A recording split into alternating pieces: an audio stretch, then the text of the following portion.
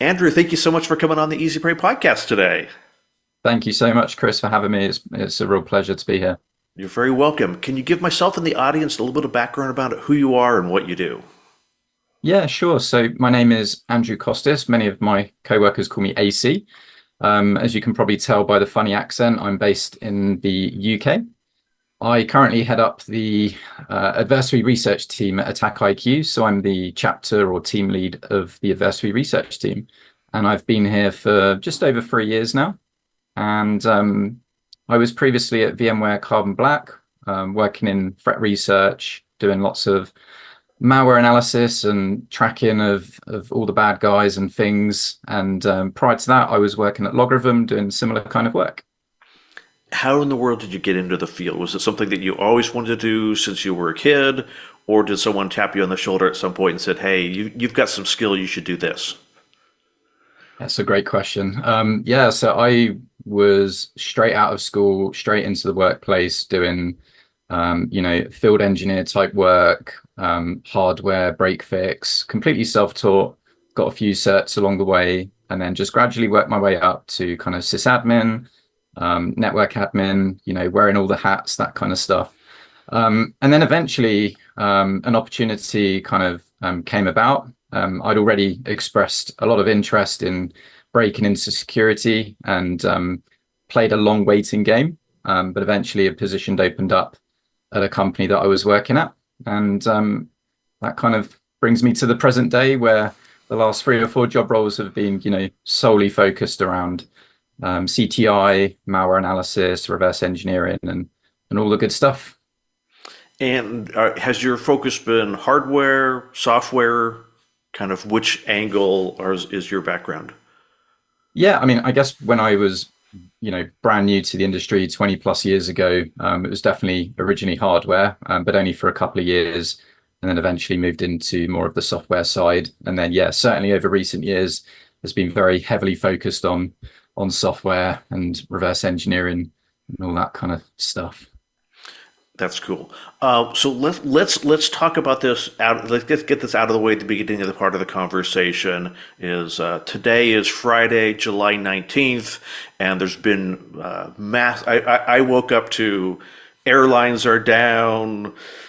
Don't even bother showing up at the airport. Worldwide crisis. What's going on, and what did it make your day look like? Yeah, it's certainly, but actually kind of almost brings back PTSD from the WannaCry week, as I call Oh it, God. back in 2017, because it had a very, yeah, this morning when I logged in and obviously caught up on messages and news feeds and whatnot, it had a very similar feel to the WannaCry, global kind of problem that introduced. So, yeah, started off with a bit of panic. Kind of got to the facts pretty quickly. So there was obviously a lot of speculation that this could be a cyber attack. As it turns out, there was a software bug introduced clearly by accident by CrowdStrike. They would clearly not have intentionally wanted to cause such an outcome for so many people today, especially on a Friday. But it just so happens that the nature of the bug, there was no simple, quick way of kind of automatically reverting back to the pre-patch state. So that in itself causes a whole load of issues.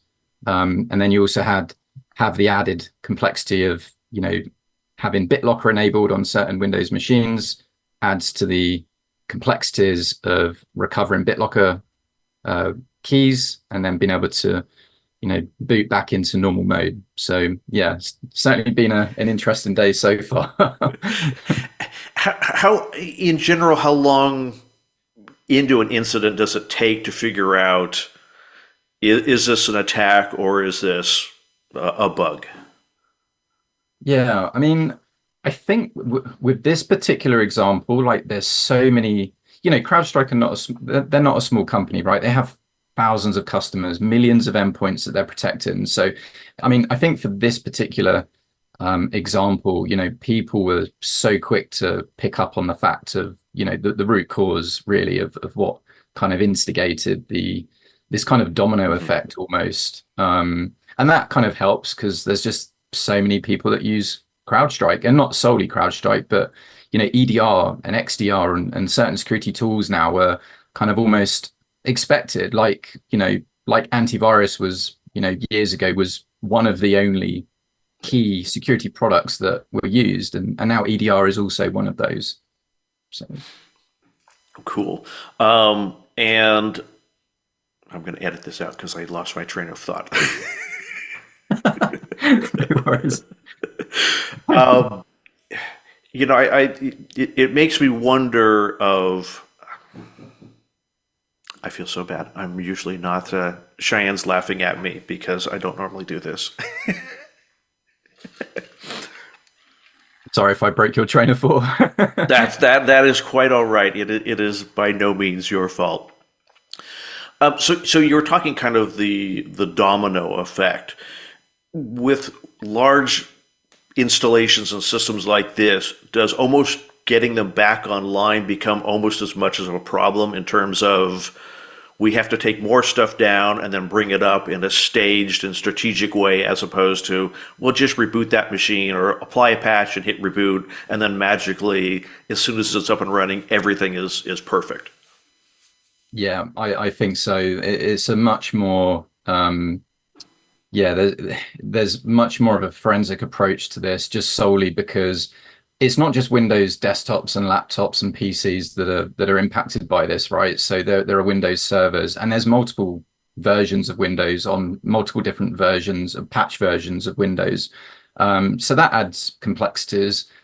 Then obviously most organizations use Active Directory, and there have been reports on Reddit and other places that Active Directory domain controllers are also impacted if they have happened to have the CrowdStrike sensor installed. So those types of situations would definitely cause a lot more headaches than just a standard, if there is such a thing, but a standard kind of configuration, right? So yeah, All the funs of dealing with an incident real time. yeah, yes, yeah.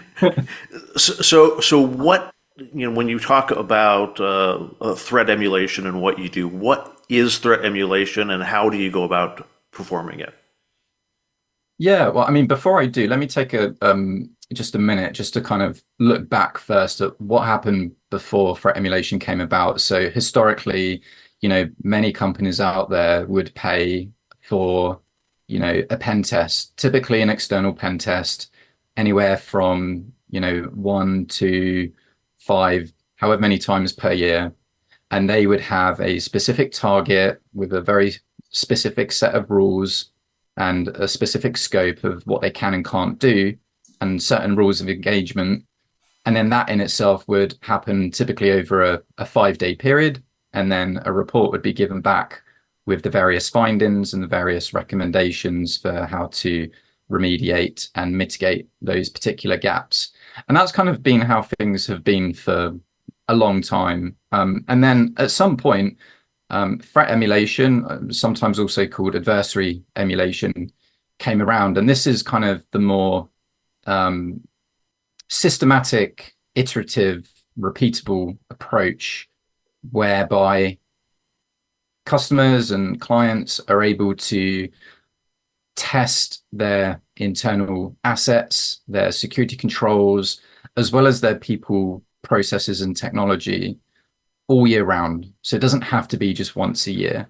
They can test a single technique, which is, typically aligned to MITRE ATT&CK, a really common, widely adopted taxonomy and framework used throughout the industry.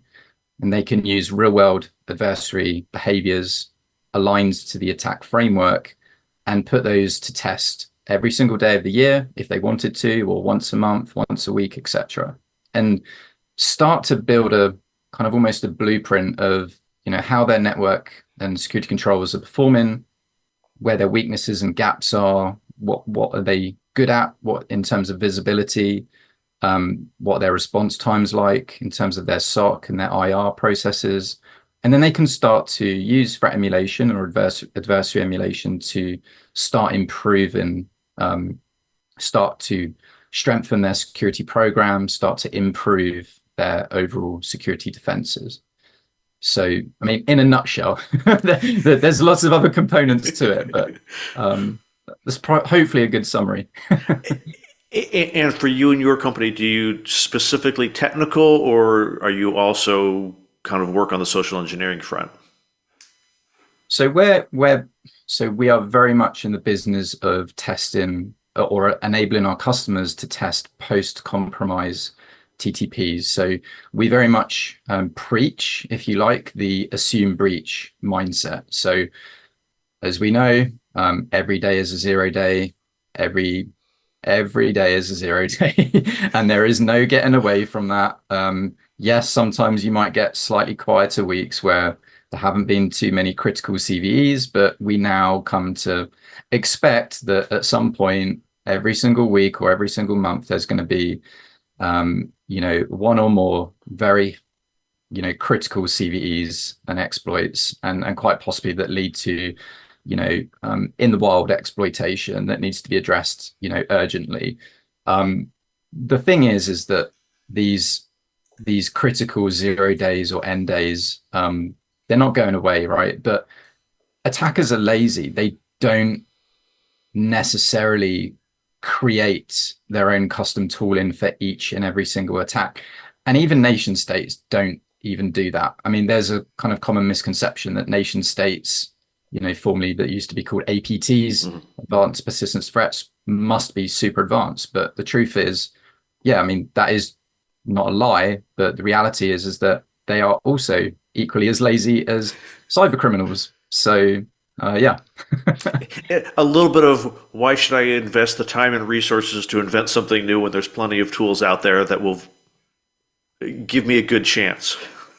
Exactly. I mean, it's in its simplest form, it's just reusing code and tools in the same way that people in the legitimate workplace reuse code and tools and scripts.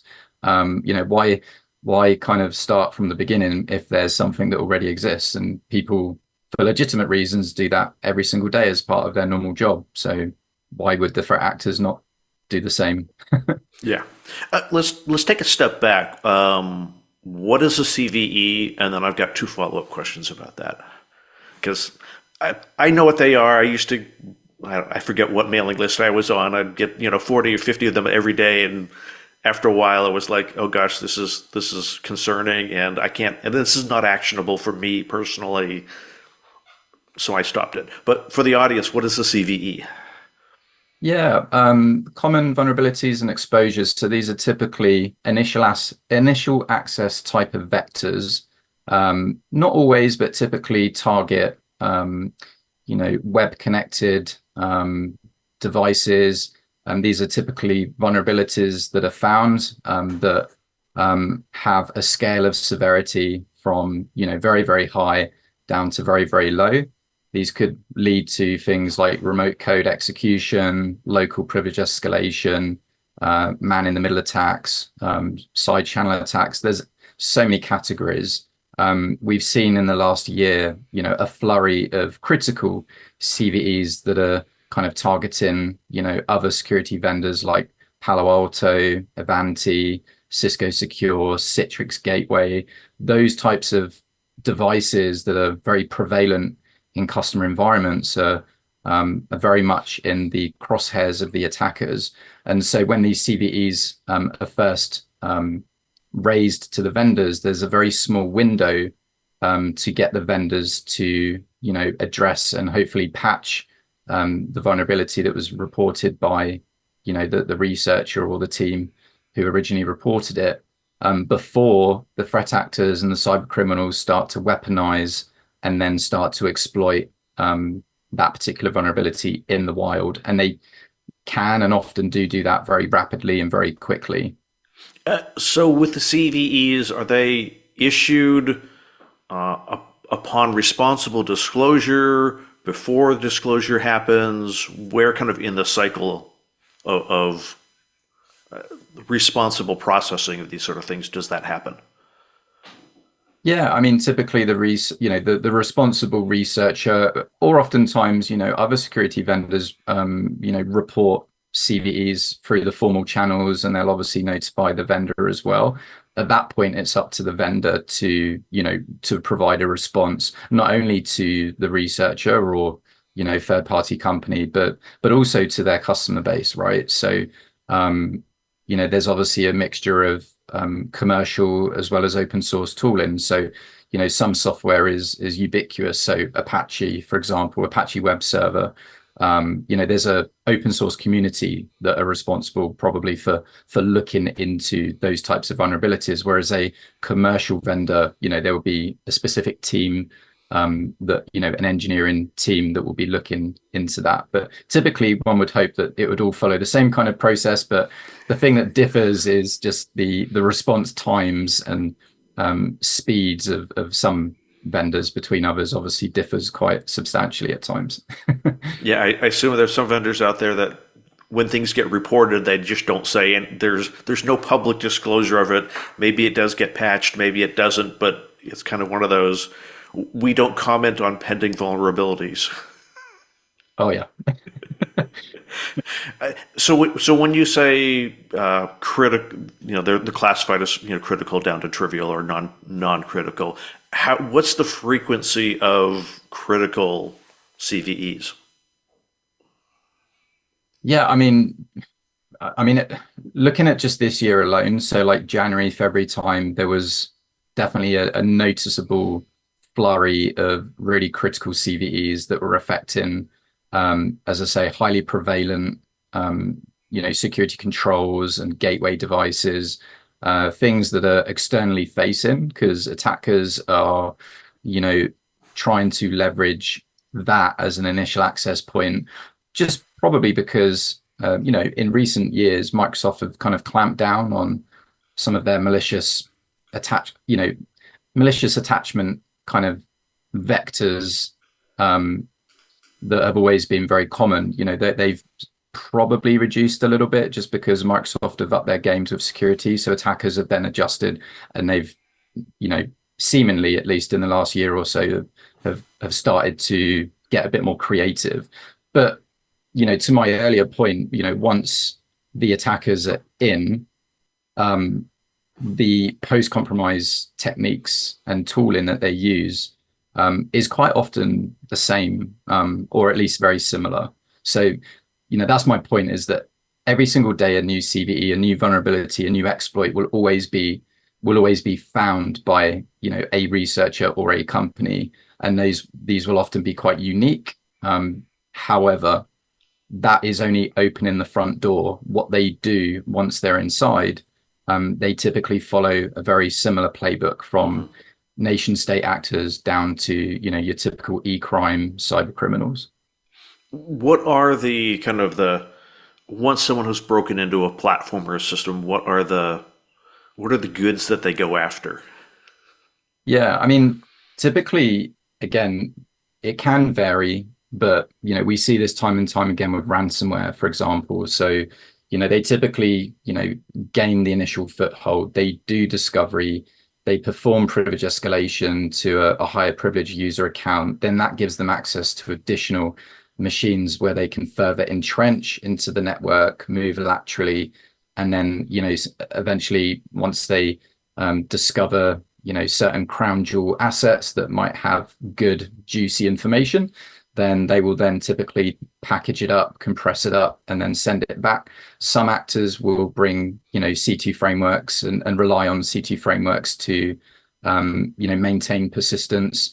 Others might use offensive security tooling, which are typically open source tooling, which are often used for post-compromise exploitation to kind of automate a lot of what I've just said.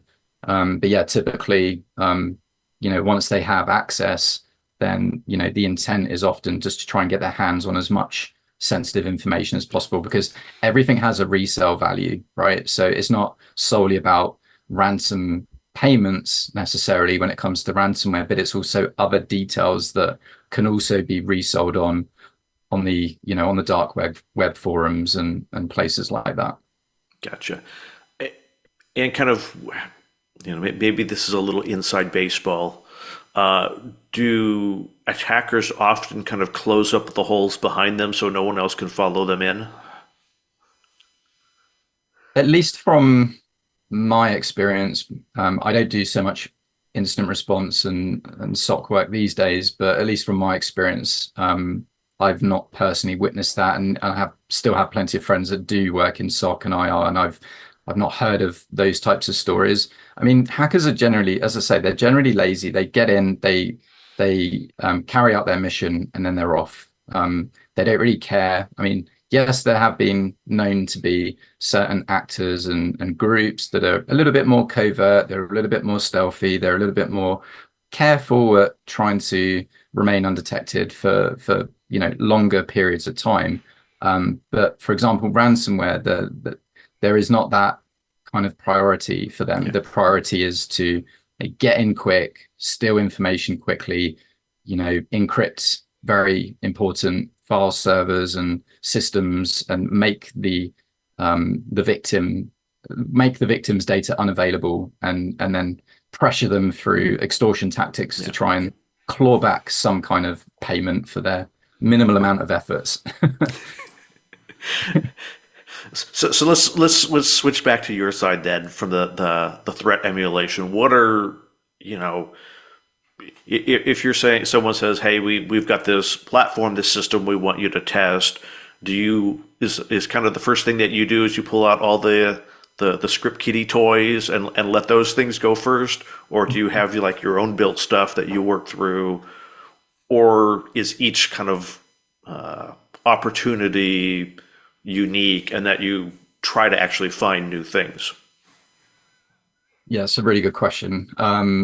Yeah, the typical approach is I want to just fire everything at the production network and all of our assets to get results. And the reason for that is there's this kind of almost misconception behind, threat emulation and adversary emulation, because a lot of people are still in the mindset of vulnerability scanners. So, they pick their network range and they pick, a certain operating system type, for example, or certain servers that are running certain software, and then they just fire and forget, and then they get back a lot of results, and that's the mindset that they're used to. I guess the benefits of doing threat emulation is that there's not necessarily a one size fits all. We definitely don't recommend to run everything. I mean, in our library alone, we have probably over 5,000, unique scenarios, if not more. And the thing is that once you generate results, from an audit perspective, you cannot unsee those results. Yeah. So our, as in Attack IQ's recommendations are to start small.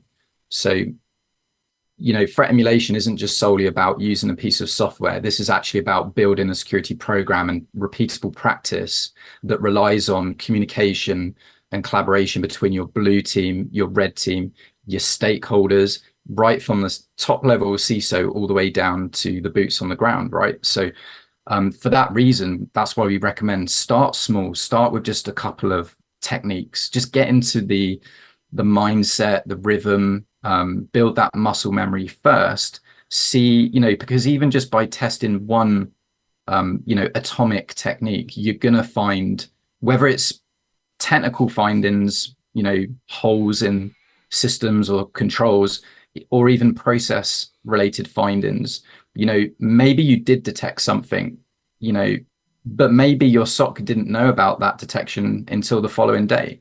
So that in itself is a finding. It may not necessarily be a direct finding. Yeah. I mean, I personally call it an indirect finding, but indirect findings are just as useful as knowing, were you not able to exfiltrate data to a cloud instance, for example. And it's the sort of thing I've been through one or two pen tests, and one of them was absolutely overwhelming. And it was, here's this vast dump of stuff with little to no prioritization in terms of severity. And it was like, it's going to take us forever just to read through all this and try to figure out, is this something that we should address first or last? So is that part of the process of what you do, is helping to prioritize and determine severity? Not necessarily with the decision making of the prioritization, because that's down to, each client Mhm. and what their priorities are. But we certainly do, share our advice, from our own experiences in terms of what we would deem more critical. But, again, criticality can be subjective, Yeah. right? Because if I can compromise, say, a dev machine in a cloud instance, to some companies that might be a huge deal. Maybe they could get onto a dev machine and use a local compiler to compile some malware, in which case it's a very big deal. But maybe to other companies it's not. So we do certainly, with every single scenario, whether it's a single atomic scenario or whether it's what we call an attack flow, which is a chaining of together, if you like, of multiple techniques or scenarios. But regardless of how you run those assessments using our software, we bring to the surface what we consider to be the bare minimum, if you like, of mitigation advice, detection advice, Sigma rules, all that kind of good stuff, as well as obviously the IOCs, as well as the ability to actually log in directly to those security controls that are in your estate and actually, try and piece together, how the behaviors might compare to, how you might respond, how they might be presented by your third party tooling and so on. Gotcha. So, in some of your tests, have you ever done work for a client and been like, "Oh my gosh, that was way too easy. We basically got access to everything without even trying"? Yeah. It is the short answer. I mean, yeah, that certainly is the sad truth. However, on the flip side, I mean, it's what I love about, although I don't do so much customer facing work in this particular role, but what I love is hearing all the success stories from customers that, like everything, right? You have a new security product and everyone's skeptical, and it's called threat emulation or adversary emulation or breach and attack simulation. And it's introduced and it goes through this kind of, infancy of no one's kind of sure whether it was worth the investment. But, to your point, it's not a case of if, but when 100% of the time, when it finds and shines the light on, gaping holes that with all of these security controls that these customers often have, which, I think the last count I heard was, I think the average now is about 40 or 50. It could be higher, Oh, security controls in a typical organization. And, the misconception as well, the more tools, the better. And when they find these gaping holes through just doing threat emulation and adversary emulation, it's eye-opening and it is very rewarding. As sad as it is, it's also very rewarding to see the light bulb go off and them come to realization like we're actually getting value, not just from our product, but also we're starting to now get value from all of our investments yeah. across all of our security controls. Have you run across the opposite where you had a client customer that you thought, "Oh, this is going to be a piece of cake. The reputation of irresponsibility precedes them," and then when you do a test, it's like, "Oh, well, they've actually got, things are actually pretty good or way better than we thought." Yeah, I've heard a few, mainly from colleagues. I've heard a few stories that there are definitely some companies out there that are doing an exceptional job. They still find stuff though. Yeah. No organization is perfect, and no organization is going to be bulletproof. 365 days of the year. Things change, configurations change, staff churn. People come and go, new projects start up and shut down, tooling changes, right? Companies go into bake-offs between EDR providers, for example. So, things are changing all the time. It's a very dynamic space. So, to secure, the cyber in any organization. But there are companies that do a pretty good job though, for sure. Is that one of the biggest challenges from the defensive perspective? Is just because you got it right today doesn't mean you're right tomorrow? This is a really good point because, again, I'll go back to my example of pen testing and even red teaming, right? So even if you're fortunate to have an internal red team, and you are able to perform, semi-regular red team engagements, maybe once a quarter, once a month even. The point is that the red team is not going to be able to cover your entire estate. They're just not going to. And the same with a pen test. I mean, even if you throw all the money in the world, they probably still wouldn't be able to cover your entire organization. This is the power of adversary emulation. You can test all year round.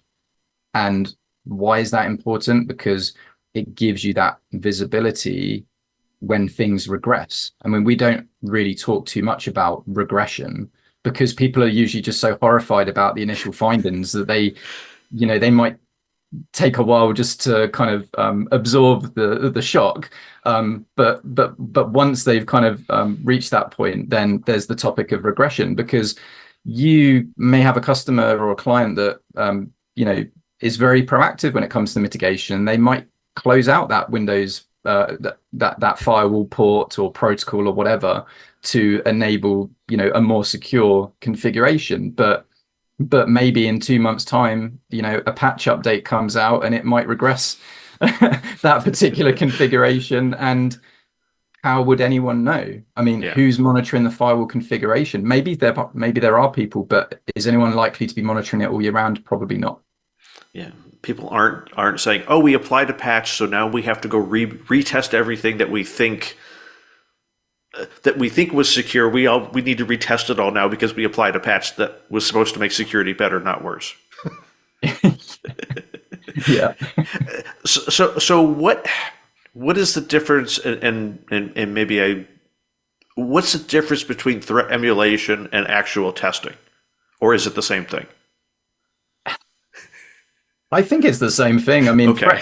So the way I view it is threat emulation, I think, was probably the original term that came about, and that was there to describe individual singular testing of individual techniques or sub-techniques and behaviors. So you can think of tools like Atomic Red Team, and I think they were one of the first probably to come with an open source tool that any company of any size can individually test techniques. Whereas I kind of view adversary emulation as the more end-to-end, from post initial access rather, to their end goal. So, did they execute some malware? If so, what happened next? Did they set up persistence? Did they then move et cetera, et cetera? So attack flows, and we internally call them attack graphs, but I think MITRE calls them attack flows. But adversary emulation to me is an attack flow, whereas threat emulation to me is an atomic singular test. Mm-hmm. But who knows? Maybe I'm wrong. As long as it results in people tightening their security and getting it right, I guess it doesn't really matter what the terminology is. Exactly. And so when someone hires someone to come in and review their security, so to speak, how do they what kind of findings do you guys produce, and what do they do with them? Like, how do they sort through what we should and shouldn't prioritize and fixing, or address? I shouldn't say fixing, but addressing. Yeah, again, it can vary drastically from one company to the next. Adversary emulation or threat emulation, it's very CTI driven. So typically it's very CTI driven. So the priorities will vary based on, what is considered a priority to that company. So for example, it could be that a company is more focused on their endpoint security, their end user compute, as opposed to their server environment. Or another company could be focused more on cloud assets because maybe they don't have that many on-prem assets, or maybe they don't have many endpoint devices. Some customers might be more focused on traffic-based testing, so testing content filtering or next-gen firewalls, IDS, IPS, that type of thing. So they're more interested in directionality of traffic, ingress, egress, what's allowed, what's what's blocked, that kind of stuff. So it really can vary. And when I say CTI driven, again, it comes down to what industry, what vertical are they operating in. Obviously ransomware has been a hot topic for multiple years now. But some organizations are more curious about certain threat actors and group compared to, other customers that are working or operating in different industries and sectors. So there's definitely a lot of variables and unfortunately no straightforward answer. I'll give the I'll give the classic answer of it depends. How about that? I like your it depends with the scope and magnitude and the industry and all that. I think that all makes sense. Are there things that are there doomsday scenarios? How doomsday is such a loaded phrase. Are there scenarios that keep you awake at night of, oh gosh, what if we forgot about this? Or, you know, today's patch and airlines going down, and are there things that keep you awake at night? Even if it's not necessarily threat emulation oriented, but one little patch takes down huge things. Yeah, I mean, not really. I mean, I'm really blessed. I mean, I work with a great team of people. We work around the clock when, one of our main goals as a team is we respond to CISA's cybersecurity infrastructure security agency. So they release cybersecurity advisories and alerts, and one of our main SLA objectives is to respond to and create content that our customers can then test in production. Not only that, but obviously we're continuously tracking multiple threat actors and groups all year round. So we have some very, highly skilled people on the team. That gives me reassurance. And obviously every atomic scenario, every adversary emulation attack flow that we create and release to our customers, it is designed to run in production safely, at scale, continuously, all year round, without breaking anything. We go through a very involved QA process for every single thing that we release. So we're not spinning up a virtual machine or some virtual instance and doing all the tests and then, disposing it. We are actually testing everything in production, whether it's on a server, an endpoint, web application, an API request, the various, different ways that you can test your assets and your applications. Everything that we build is designed to run safely. So, I mean, from that side of things, that doesn't keep me up at night. But yeah, I mean, like I say, there's always a big cyber attack. We hear about it all the time. Although I've been doing this kind of work for several years now, and you build up a tolerance to it. But you do always like we were saying earlier, you wake up to days like today with the headlines and you think, is today going to be another WannaCry day, or is it going to be worse? Who knows? Yeah. So what would be kind of the worst, not the worst with a T, but a worse sort of situation than WannaCry? I mean, honestly, I think we're kind of seeing it right now. I mean, the outage that's affecting all of these industries and all of these organizations today, I would expect there to be a similar kind of impact. Perhaps the impact would be worse, but I think today is given a very good sampling of what could come, and definitely gives us a bit of foresight into maybe withdrawing some cash, because maybe today is the day you go to the shops and you can't use your card, for example. I guess in a sense, the intent behind what caused the failure is kind of irrelevant to people who aren't running the platforms. Like, if I'm an airline passenger, it doesn't really matter whether someone intentionally took down the airline's computers or it was a patch that went awry that took down the computers. The result is the same thing to me, as I'm not getting to my destination. Yeah, exactly. And it's a bit like, I'm a quick analogy, but it's a bit like, I'm a big Formula One fan, right? So there was a recent race the other day, and two drivers collided, and there was this ongoing discussion for the next week of who was at fault, right? But as you say, what does it matter? The outcome's still the same. Both drivers are out. So And I think, yeah, to the technical audience, yeah, of course we care. We want to know the juicy details of, was it a cyber attack? If so, who was behind it? If not, what caused some patch to cause all this damage? But to the average non-technical family member or friend, they don't really care. They just want access to, you know, Netflix or Yeah. or Xbox or whatever, because it's a Friday night, right? They want to get access to their things. And I guess the remediation, it's not like there's a guarantee of if it was an intentional downing of a platform or an unintentional, it, it does not necessarily mean it's quicker or easier to get the platform back up and running. An unintentional downing of a platform, we saw it with, can be just as bad as an intentional one. Yeah. Although I suppose maybe, there was the automotive platform that was the automotive support system platform that was ransomwared. That was clearly intentional and probably down for longer because it was intentional as opposed to just a platform issue. Yeah.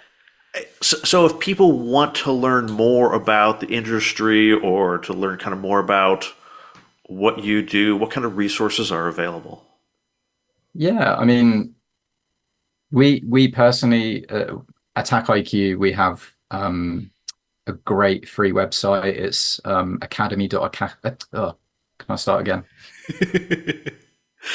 So, would you guys have any resources to, if people are interested in the field or want to know more about what you're doing or what kind of attacks are happening, where they can find out more about it? Yeah, absolutely. I mean, there's a ton of free resources out there, not just from us, but just from the wider community as well. I'd say that the primary resource for Attack IQ is the Attack IQ Academy. This is a free, widely available. It's open to everyone. You only need to create an account, and it opens up lots of free uh, training videos, courses, webinars. You can actually earn CPE credits along the way. It doesn't just only talk about breach and attack simulation and purple teaming and threat informed defense, but it talks about many other topics such as AI and lots of other stuff as well. And there's also expert speakers on there that also give their perspectives in a general sense. So yeah, obviously check out the academy. Obviously MITRE as well. They've got some great free tools and projects. The MITRE Attack Navigator, for example, is a great way of overlaying techniques and mitigations and detections over the heat map and building custom heat maps and stuff.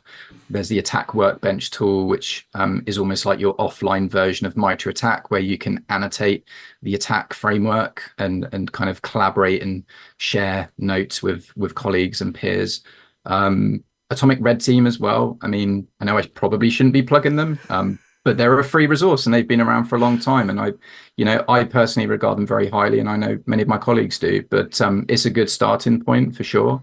Another one is vector.io, which again is just a free kind of platform, if you like, for kind of organizing your assessments and again, kind of starting that process of collaboration and knowledge sharing. So there's probably many others I can mention, but those are the ones that kind of come to the top of mind. Have you found our educational institutions catching up with training people in this field, or is it still pretty much learn on the job, figure it out yourself? What for my role in particular, or Just being involved in threat research and whatnot and mitigation. yeah, yeah. I, I think very much cybersecurity as an industry is very much sink or swim for the most part. um, but yeah, I mean, threat emulation and more specifically, I mean, there definitely is a lack of awareness and a lack of knowledge around what it is, what the benefits are, and I think part of the issue is that customers and employees, right? They're probably burned out with just hearing about all the shiny new Yeah. toys that all of these vendors are releasing. And there is no, I've been saying for years, there is no shortage of security tools out there. What is in my opinion, the shortage of is proactively addressing, these gaping holes that, threat emulation and adversary emulation can uncover that other tools cannot. Simple as that. So Sounds good. If people want to be able to connect with you, where can they find you? yeah, they can hit me up on LinkedIn. I used to tweet, but I just kind of lurk these days. But yeah, for sure, LinkedIn is good. Awesome. Andrew, thank you so much for coming on the Easy Freight podcast today. Cool. Thanks for having me, Chris. It's been a pleasure. Thank you.